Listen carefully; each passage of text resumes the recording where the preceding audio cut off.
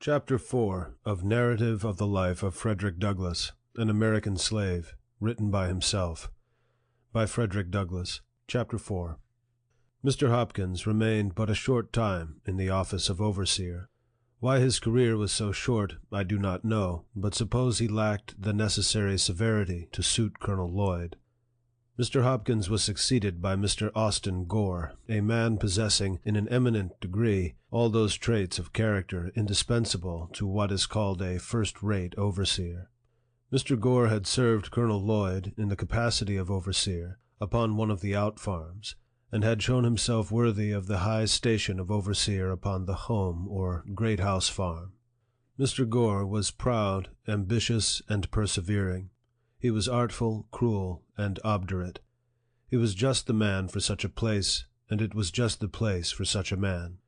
It afforded scope for the full exercise of all his powers, and he seemed to be perfectly at home in it. He was one of those who could torture the slightest look, word, or gesture on the part of the slave into impudence, and would treat it accordingly. There must be no answering back to him. No explanation was allowed a slave showing himself to have been wrongfully accused. Mr. Gore acted fully up to the maxim laid down by slaveholders. It is better that a dozen slaves suffer under the lash, than that the overseer should be convicted, in the presence of the slaves, of having been at fault. No matter how innocent a slave might be, it availed him nothing, when accused by Mr. Gore of any misdemeanor.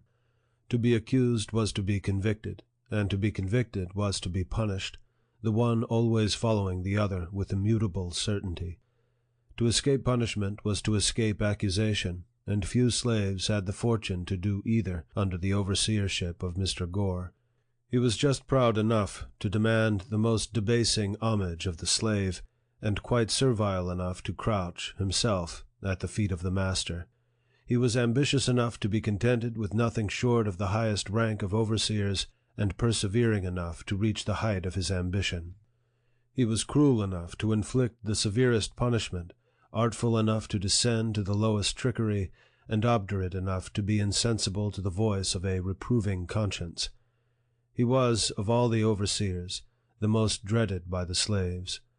His presence was painful, his eye flashed confusion, and seldom was his sharp, shrill voice heard without producing horror and trembling in their ranks.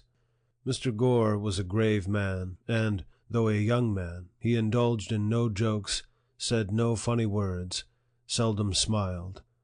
His words were in perfect keeping with his looks, and his looks were in perfect keeping with his words.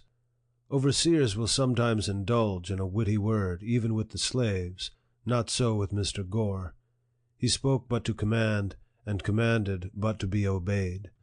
He dealt sparingly with his words, and bountifully with his whip, never using the former where the latter would answer as well.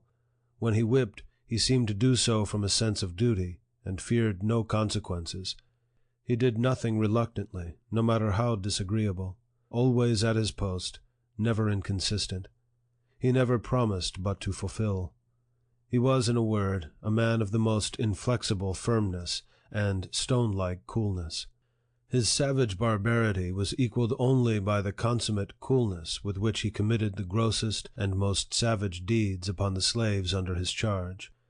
Mr. Gore once undertook to whip one of Colonel Lloyd's slaves by the name of Denby.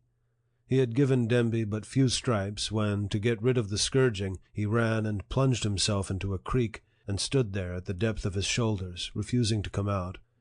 Mr. Gore told him that he would give him 3 calls, and that, if he did not come out at the 3rd call, he would shoot him. The 1st call was given. Denby made no response, but stood his ground. The 2nd and 3rd calls were given with the same result. Mr. Gore then, without consultation or deliberation with any one, not even giving Denby an additional call, raised his musket to his face, taking deadly aim at his standing victim, and in an instant poor Denby was no more. His mangled body sank out of sight, and blood and brains marked the water where he had stood. A thrill of horror flashed through every soul upon the plantation, excepting Mr. Gore. He alone seemed cool and collected. He was asked by Colonel Lloyd and my old master why he resorted to this extraordinary expedient. His reply was, as well as I can remember, that Demby had become unmanageable. He was setting a dangerous example to the other slaves, one which, if suffered to pass without some such demonstration on his part, would finally lead to the total subversion of all rule and order upon the plantation.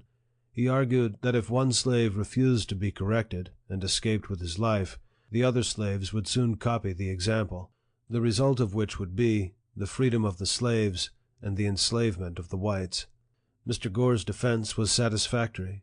He was continued in his station as overseer upon the home plantation. His fame as an overseer went abroad. His horrid crime was not even submitted to judicial investigation. It was committed in the presence of slaves, and they, of course, could neither institute a suit nor testify against him. And thus the guilty perpetrator of one of the bloodiest and most foul murders goes unwhipped of justice, and uncensured by the community in which he lives. Mr. Gore lived in St. Michael's, Talbot County, Maryland, when I left there, and if he is still alive, he very probably lives there now, and if so, he is now, as he was then, as highly esteemed and as much respected as though his guilty soul had not been stained with his brother's blood. I speak advisedly when I say this, that killing a slave, or any colored person, in Talbot County, Maryland, is not treated as a crime, either by the courts or the community. Mr. Thomas Landman, of St. Michael's, killed 2 slaves, one of whom he killed with a hatchet by knocking his brains out. He used to boast of the commission of the awful and bloody deed.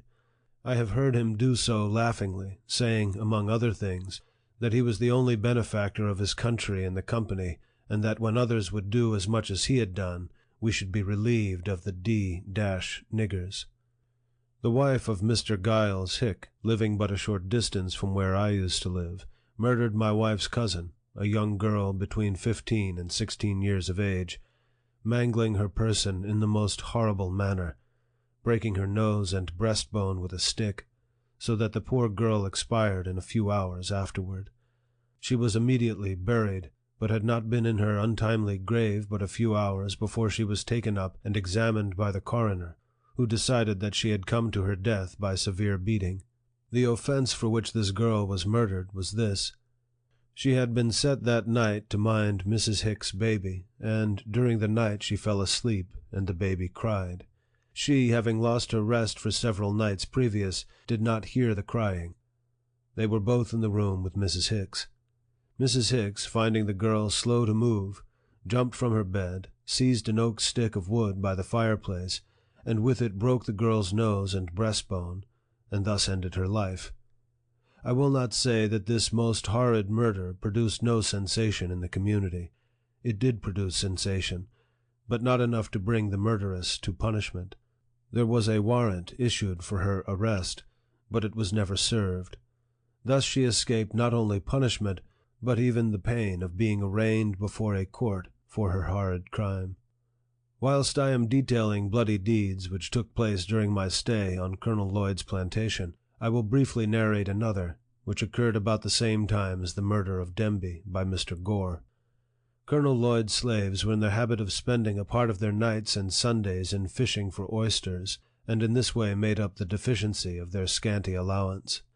An old man belonging to Colonel Lloyd, while thus engaged, happened to get beyond the limits of Colonel Lloyd's, and on the premises of Mr. Beal Bondley.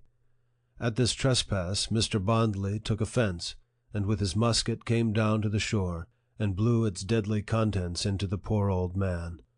Mr. Bondley came over to see Colonel Lloyd the next day. Whether to pay him for his property, or to justify himself in what he had done, I know not. At any rate, this whole fiendish transaction was soon hushed up.